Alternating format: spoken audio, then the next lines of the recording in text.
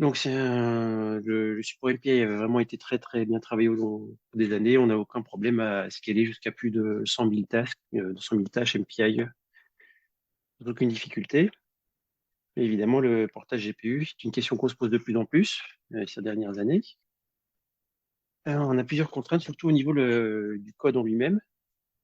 Donc, comme je disais, c'est un code qui est déjà, qui approche même maintenant des 30 ans, où tout est absolument explicite. Donc, il n'y a absolument aucun appel à aucune bibliothèque, à part des bibliothèques de construction de maillage, ce genre de choses au début, mais tous les calculs se font explicitement dans le code. Et c'est un code qui est extrêmement actif, en fait. Il est à la fois utilisé pour la recherche, mais aussi utilisé pour de la production, notamment par Safran, qui est partenaire du Certex, qui évolue, donc, comme je dis, assez rapidement. On a des versions majeures quasiment presque tous les 6 mois. Et la plupart des développeurs, en fait, ne sont pas des experts du HPC du tout. C'est essentiellement des développeurs qui veulent introduire de nouveaux modèles et prendre des fonctionnalités pour au niveau de la CFD. Donc, on avait besoin d'avoir un code qui soit à la fois très portable parce qu'il est utilisé par de nombreux partenaires et facile à maintenir avec une seule approche, une seule version du code qui puisse supporter à la fois le CPU et le GPU. Donc là, c'est quelque chose qu'on avait commencé il y a 4 ou 5 ans maintenant. Donc à l'époque, on était parti sur OpenSSC de manière assez naturelle parce que l'option des directives, c'était de toute façon la seule option qui avait du sens par rapport au statut du code. Et OpenMP n'était pas très évolué sur le support GPU à l'époque. Surtout qu'on avait en plus pas mal d'aides de NVIDIA pour le portage. Donc on est parti directement vers OpenACC. Donc pour parler rapidement du fonctionnement d'un VVP, on utilise donc tout le code est en Fortran, à part quelques appels à des bibliothèques C, mais c'est juste des interfaces. Euh, donc on a une boucle assez classique, on va lire les données du calcul, faire une décomposition de domaine du maillage, qui va être réparti sur les différents cœurs CPU. Donc il n'y a pas de parallélisation en mémoire partagée, hein, tout est purement MPI en parallélisation. Et après, on a une boucle principale de calcul où on a le schéma numérique qui fait ces différents calculs. Et éventuellement, au cours de la boucle, on a des calculs de post-processing et des entrées-sorties. Pas forcément à chaque itération d'ailleurs, c'est selon les besoins des calculs.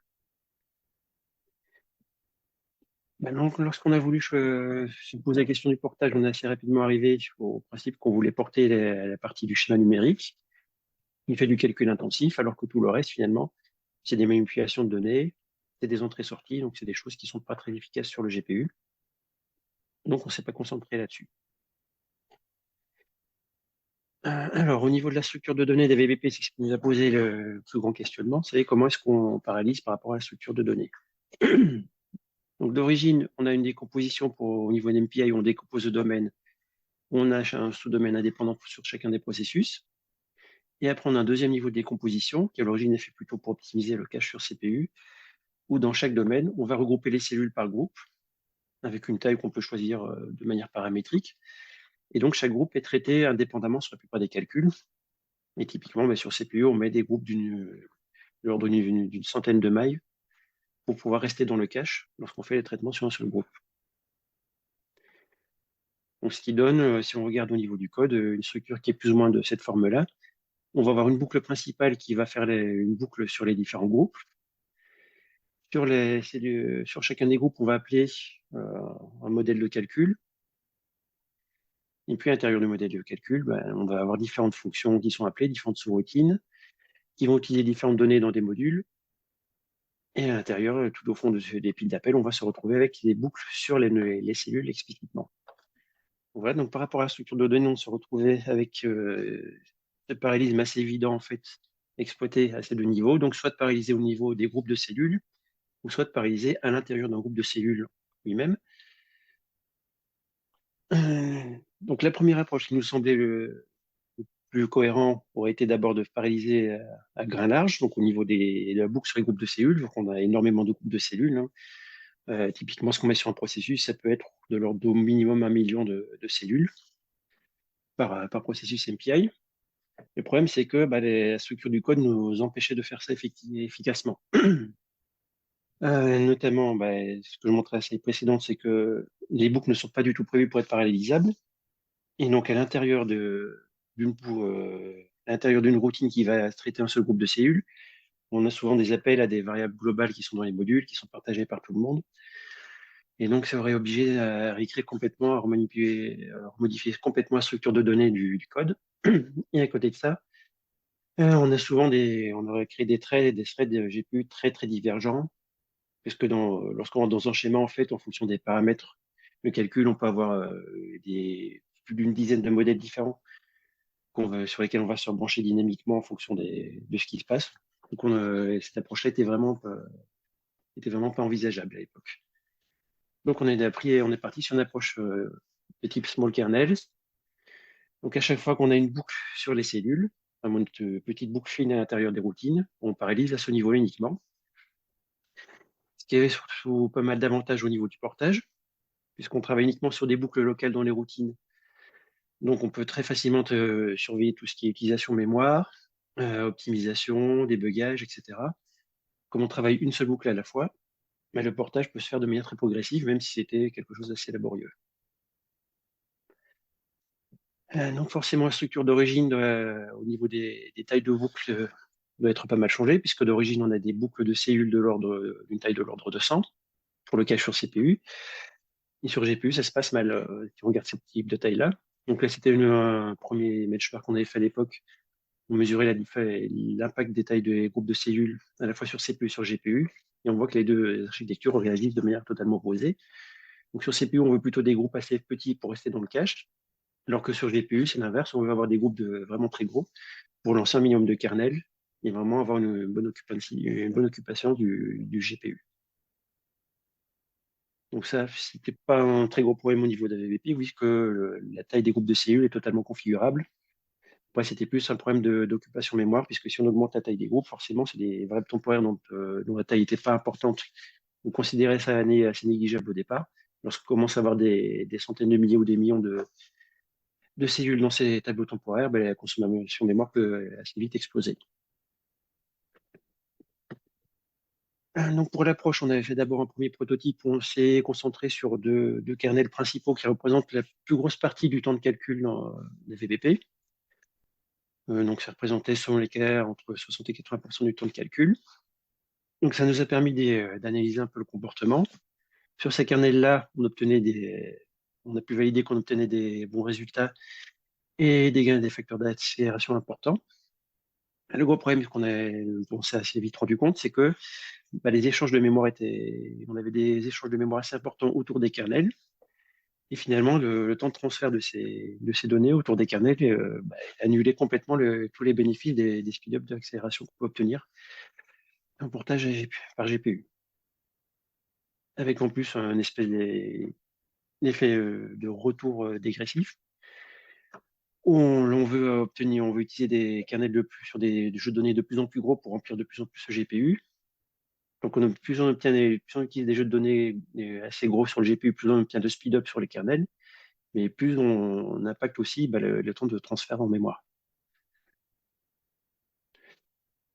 Donc, ce qui nous a amené finalement par rapport à ce prototype à utiliser une approche un peu plus extensive, où on se base uniquement sur les données pour le portage.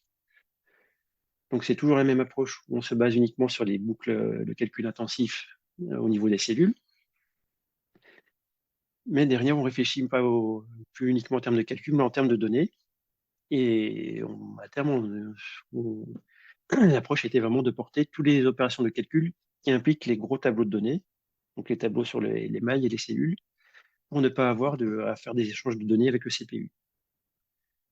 Donc, ce qui est assez naturellement, en fait, ce qui était assez attendu, c'est que ça revient à faire le portage de toute la partie de la boucle temporelle, toutes les opérations qui sont dedans, et même les opérations qui ne sont pas très paralysables et très efficaces. Mais le fait de tout porter nous permet d'éviter les transferts mémoire et on a juste à transférer ponctuellement pour des entrées-sorties ou du post-processing une petite partie des tableaux. Donc cette partie-là du portage, pour cette partie-là, on a profité des contrats de progrès avec l'IDRI qui visaient justement à utiliser la machine Jandet et porter des codes pour utiliser les GPU qui étaient disponibles dessus. Donc là, on a travaillé avec deux ingénieurs de l'IDRI et moi-même et plus un peu d'aide depuis Surfax. Donc en gros, on était à 3 personnes à temps plein pendant un an pour ce portage. Donc voilà, ça, c'est pour le retour du portage qui continue à évoluer encore de nos jours, hein, mais c'est le plus gros du portage qui est quand même demandé déjà un travail d'un peu plus d'un an sur des prototypes et encore une année après, 3 personnes à temps plein pour réussir à avoir le portage des fonctionnalités principales de la VBP. Donc si je prends un peu les points les plus importants au niveau du portage, c'est qu'on a fait toute la gestion des mémoires de manière assez explicite. On a tenté les mémoires managées au début, mais ça fonctionnait assez mal. Typiquement pour tout ce qui est des transferts entre la structure, on a le maillage au départ qui est non structuré et les groupes de cellules qui sont structurés. On a des indirections là-dedans et toute la gestion de mémoire managée automatique avec les indirections, comme ça fonctionnait très très mal. Donc on a vraiment géré toute la mémoire de manière implicite, et de manière explicite, pardon. Donc de manière aussi sélective, on a identifié quels sont les éléments de données dont on a besoin dans la boucle de calcul. On copie uniquement les éléments de données, les données qui sont nécessaires, sachant que dans le boucle de calcul, selon les modèles qu'on utilise, sur les paramètres, évidemment, on n'utilise pas du tout les mêmes données d'un cas d'utilisation à l'autre. Donc ce qu'on voulait absolument éviter, c'était toujours les opérations de copie implicite qui peuvent être faites au runtime. Donc, si on préciserait, OpenSCC a tendance à vouloir faire des copies implicites si les données ne sont pas présentes. Pour éviter ça, on a mis en place systématiquement une politique avec des clauses default present sur absolument tous les kernels GPU. Donc, ce qui oblige vraiment à avoir à gérer toute la mémoire à la main. Si une donnée n'est pas présente, ça produit un crash au runtime et on sait du coup que la gestion de la mémoire n'a pas été effectuée correctement. Et concrètement, par rapport au portage, c'était la tâche la plus difficile par rapport à l'ensemble du code. Puisque porter les boucles de calcul une par une, c'était pas une tâche très particulièrement difficile, c'était laborieux mais pas très compliqué. Mais pouvoir gérer explicitement toute la mémoire sur l'ensemble du code, c'était vraiment cette partie-là qui était difficile. Donc à côté de ça, le but c'était aussi de pouvoir avoir un support et une extension du code du portage assez facile pour tous les gens qui manipulent le code et qui ne sont pas du tout experts. Donc on est parti sur un schéma qui était assez répétitif dans le code. L'idée, on va paralyser à chaque fois la boucle externe qui est sur les cellules, parce que c'est le schéma qu'on retrouve quasiment tout le temps dans le code. En général, on a des sous-boucles sur les éléments des cellules, puisqu'une cellule va contenir plusieurs sommets, on va pouvoir traiter plusieurs équations, éventuellement des variables sur plusieurs dimensions. Donc lorsqu'on a des boucles qui s'appliquent parfaitement, on va vouloir faire du collapse autant que possible, qui permet d'augmenter le parallélisme et le nombre de threads. Et typiquement, on va souvent se retrouver avec des boucles internes qui ont très peu d'itérations. Comme je disais, le nombre d'équations traitées, le nombre de sommets dans une cellule, c'est des valeurs qui vont varier entre 1, 5, 8, c'est des toutes petites valeurs qui sont pas, qu'on ne peut pas prévoir à la compilation, vu qu'elles dépendent de la nature du maillage, de la nature du calcul. Donc on sait que ces petites boucles font très peu d'itérations, donc on ne connaît pas la taille. On est à peu près sûr que ce ne sera pas efficace pour remplir des warps de thread, puisqu'on a des détails imprévisibles. Donc par défaut, toutes ces boucles-là sont mises en séquentiel, explicitement, et on ne parise que vraiment sur les boucles externes. Ce qui donne au schéma, ce qui donne une forme au code, ce genre de schéma, qu'on peut répéter à peu près partout dans le code la plupart du temps. À part des cas un peu spécifiques, genre des conditions limites qui demandent parfois des traitements un peu spécifiques. Et voilà, donc ça donne la forme du code en général, ce qui permet à peu près à n'importe qui finalement de rajouter de nouveaux kernels ou de les étendre au niveau du code sans trop de difficultés. Donc la difficulté finalement reste toujours de gérer la mémoire derrière et de s'assurer qu'on a des bons tableaux qui sont présents en mémoire.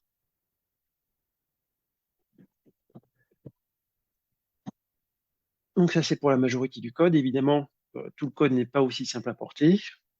Et ce qu'on retrouve typiquement, c'est toutes les routines qui vont manipuler des structures de données, qui sont souvent bien plus difficiles à porter.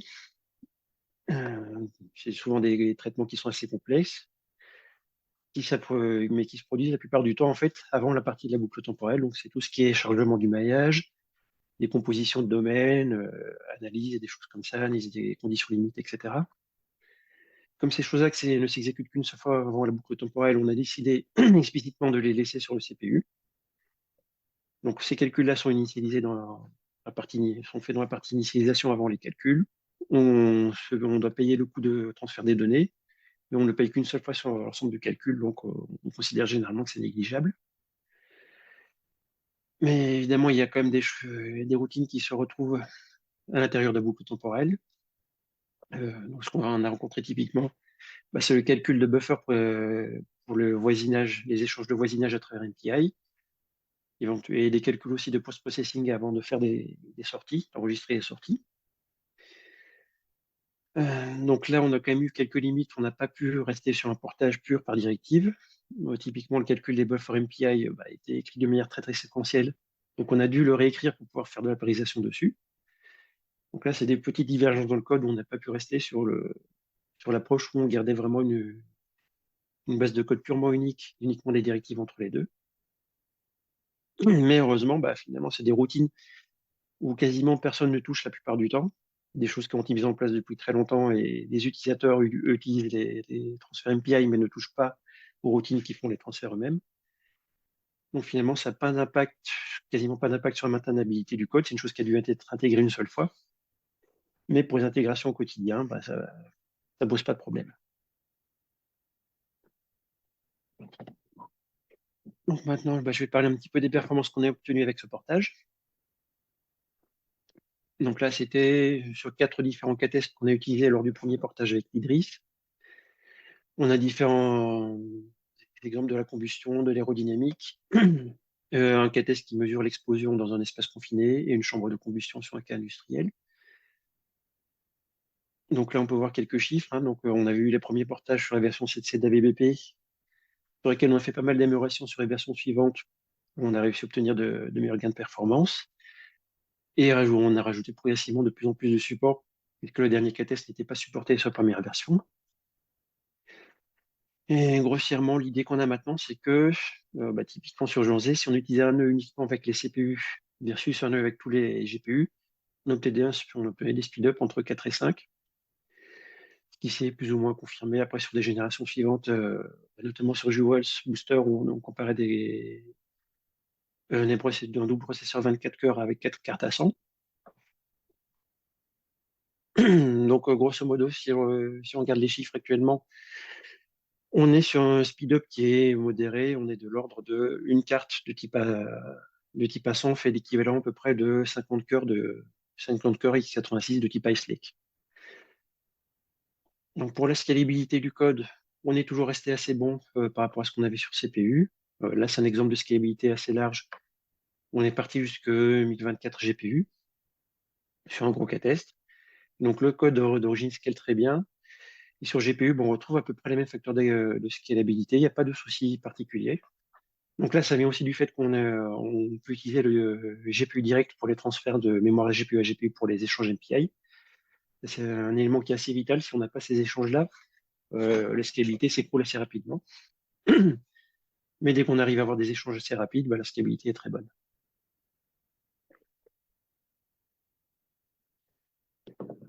Donc l'état actuel d'AVBP maintenant, c'est que le portage GPU a quand même pu être intégré totalement à la release officielle d'AVBP. Donc ça fait partie des fonctionnements de base d'AVBP. La couverture du code n'est pas totalement complète, puisqu'on était parti sur des cas d'utilisation bien spécifiques, même si ça représente la plupart des cas d'usage. Il y a toujours des cas qui ne sont pas portés actuellement, donc on avance progressivement. Et là, c'est plus du cas d'opportunité, c'est quand quelqu'un a besoin de porter un nouveau modèle pour le GPU, on étend la couverture pour supporter ce cas test. Mais en général, ça ne représente pas une grande quantité de travail, vu que les modèles se ressemblent la plupart du temps. Donc là, actuellement, on a une performance qui n'est pas mauvaise, mais qui n'est pas exceptionnelle non plus. Donc, comme je disais, une carte à 100 peut faire à peu près l'équivalent de travail de 50 cœurs Ice Lake. Donc ça, c'est quelque chose sur lequel on va travailler dans le futur, sur l'optimisation aussi. Puisque si on regarde au niveau énergétique, on est un peu plus efficace sur GPU, mais si on regarde en termes de coût d'achat, le GPU est moins rentable que le CPU en termes de performance, en fait. Donc actuellement, au niveau de la performance, ce qu'on a pu identifier, c'est que quand on utilise une approche pour le kernel, on lance plein de kernels GPU qui finalement n'ont pas une très très grosse intensité arithmétique et qui travaillent sur des gros tableaux de données. Donc on est essentiellement limité par la bande passante mémoire. Donc on est en train d'essayer d'analyser un peu comment est-ce que le code pourrait être remanié pour améliorer la localité notamment des données. mais on n'est pas sûr de pouvoir intégrer facilement de grosses modifications comme ça dans le code, parce que la structure de code originelle, en fait, n'est pas du tout adaptée pour d'autres types de parallélisation. Donc, le portage original a été fait essentiellement pour du NVIDIA, parce que c'est ce qu'on avait de disponible à l'époque. Donc, on essaie aujourd'hui d'étendre le portage, notamment pour supporter les GPU AMD. Donc, pour ça, on vise l'utilisation du compilateur Cray qui est disponible sur les machines qui utilisent des GPU AMD, comme Lumia d'Astra, et qui supporte OpenACC pour les GPU AMD. Donc, théoriquement, on s'est dit que OpenACC, c'est un standard, donc d'un compilateur à l'autre, ça devrait fonctionner de manière correcte. Le problème, c'est que l'implémentation d'OpenACC entre le compilateur NVIDIA et le compilateur Cray n'est pas forcément la même. Donc, même si ça fonctionne, on a des gros problèmes de performance. Typiquement, sur le compilateur Cray, tout ce qui est directive ACC kernel n'est pas interprété correctement, n'est pas paralysé, devient des kernels purement séquentiels. Donc ça nous oblige notamment à devoir réécrire des parties implicites où on est en arrêt syntaxe. Donc les opérations, il y en a quelques-unes dans le code, c'est assez minoritaire, mais il y en a quand même quelques-unes. Donc on a dû transformer ça en boucle explicite. Un autre problème, c'est qu'on utilise souvent des variables de modules qui sont typiquement des paramètres physiques à l'intérieur de routines OpenACC, ou des sous-routines appelées à l'intérieur d'un kernel. Dans le compilateur NVIDIA, ça fonctionne très bien. Le compilateur Crane n'y arrive pas du tout à gérer ça. Donc ça aussi, ça nous oblige à modifier la structure du code. Typiquement, sortir le paramètre du module et le passer comme argument à la fois à la routine qu'on va appeler. Et aussi, les opérations atomiques posent encore quelques problèmes au niveau des performances.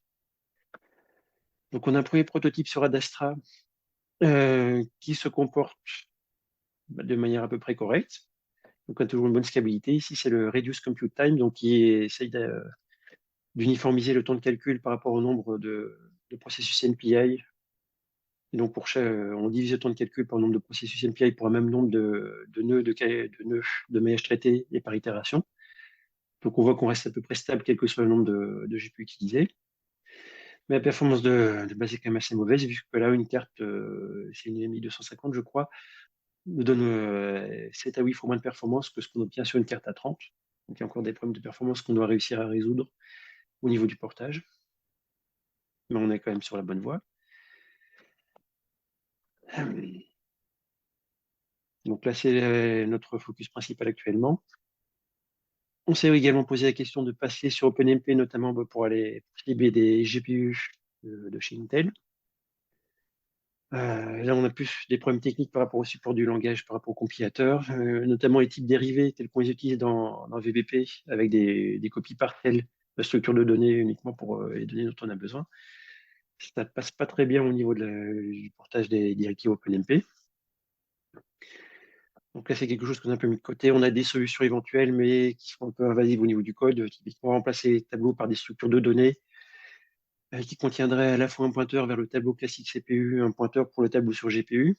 Mais bon, ça oblige à transformer tous les tableaux dans ce type de données, c'est un petit peu lourd. Donc, comme on n'a pas beaucoup non plus de machines avec des GPU Intel disponibles pour les tests, c'est quelque chose qu'on garde de côté pour l'instant.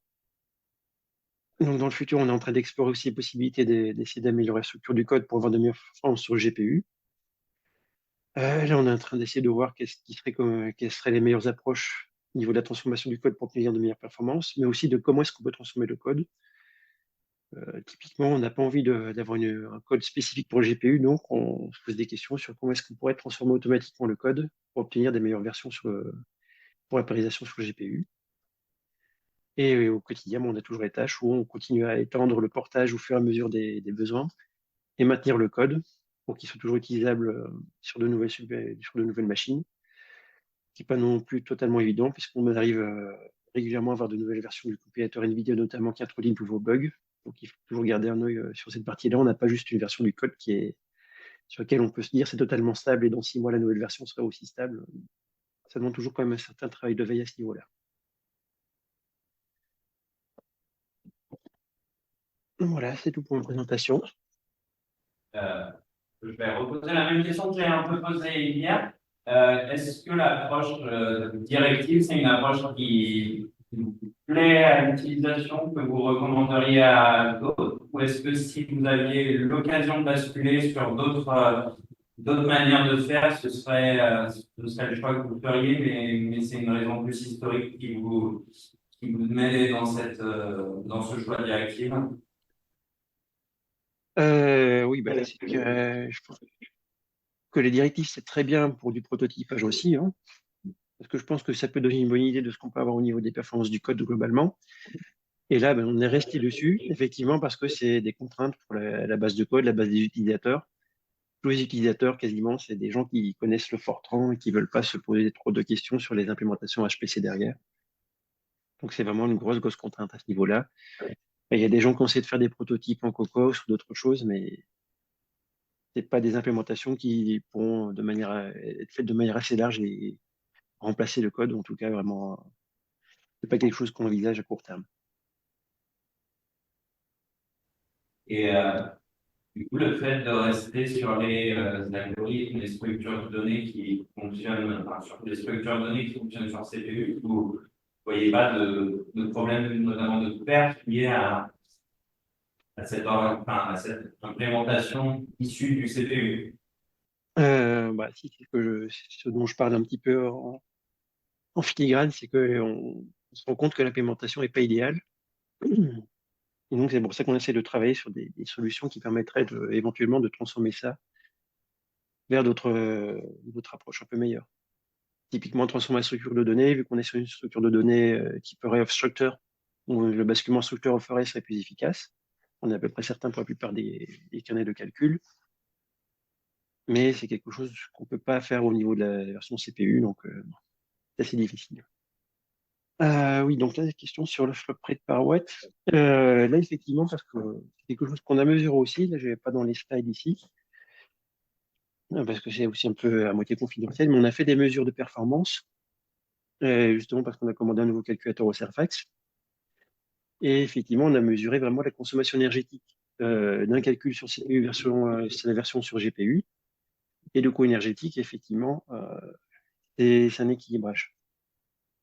C'est-à-dire que sur la génération, si on compare les Ice Lake avec les cartes à 30, on sait on a mesuré que les cartes à 30 étaient plus efficaces énergétiquement, donc avaient un plus faible coût d'exploitation énergétique à long terme.